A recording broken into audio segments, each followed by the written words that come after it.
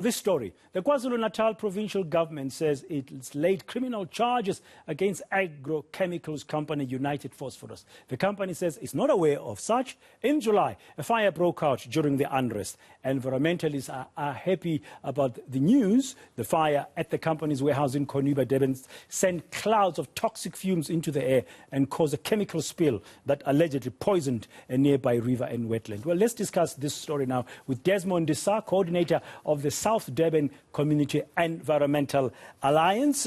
Desmond, good afternoon. What do you know about this case? We are not so sure. Is there a criminal case pending against this company from what you know? Good afternoon, and good afternoon, Dan. Good afternoon to the listeners. Certainly from the MEC's office, there is a case that has been opened. We're fully aware of it, and we welcome the case because nobody should be above the law. We say that the industry had created a lot of havoc, that explosion and fire, a lot of harm to the people's health and well-being, but more importantly, to the marine resources and the estuarine and the ocean.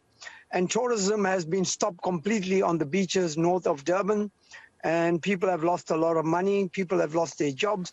So I think it's a welcome notice from government that they are taking serious action. Now, Desmond, just remind our viewers what happened here. We were in the middle of unrest, violence, and what actually happened at this chemical plant?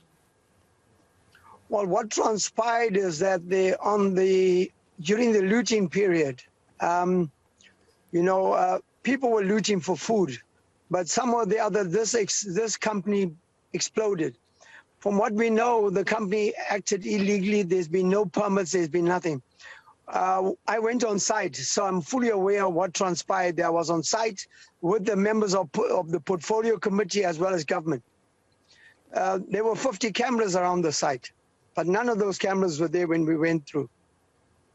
The company has been reluctant to release any information regarding what occurred and trying to downplay it to look like it was sabotage. We believe otherwise. We believe that these chemicals form a toxic soup, and this could have happened because the company had not provided the MHI, the modus operandi in regard to the Hazardous Installation Act. And so all these chemicals were stored under one roof.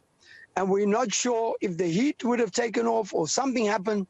But certainly when we look at the facility now that it burnt, the company has not been willing to give the government any information in this regard.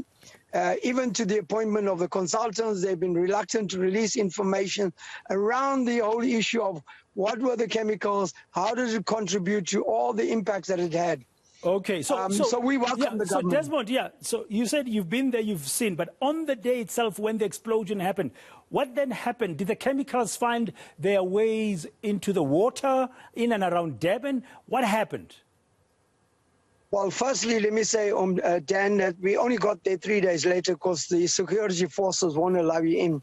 But even there, we found that the water, all the chemicals ended up into the estuarine, into people. There's an informal settlement across right next door to the company.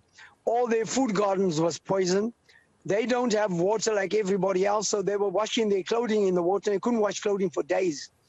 And then we found tons of fish. This is a breeding ground for small fish, a nursery. All that fish was dead, and we found tons on the beach in Mtloti, Mtlonga Rocks. A lot of fish were killed. A lot of the pollution impacted upon people. People complained about respiratory illnesses, and we won't see the impact probably a few months down the road when we realize what impact that toxic pollution had on people's health and well-being. And that's still to happen because government, neither did the company appoint a medical team to go and assess and do respiratory illnesses testing that should have been done. In other words, lung function testing, and that never was done at all. So up until now, people are still complaining, they're struggling to breathe, and the pollution was severe. The plumes affected all the northern town, small little village towns, Verulam, Stanger, Tonga, Salt River, Ballito, and also as far as south to the Durban CBD. This pollution was horrendous. It's one of the biggest pollution, and the smell was very strong. Okay. That affected the people of We'll North have to wait Durban, and we'll have to wait and see how this plays itself out now this matter is becoming legal. Thank you very much. Desmond D'Sa, coordinator of the South Durban Community Environmental Alliance.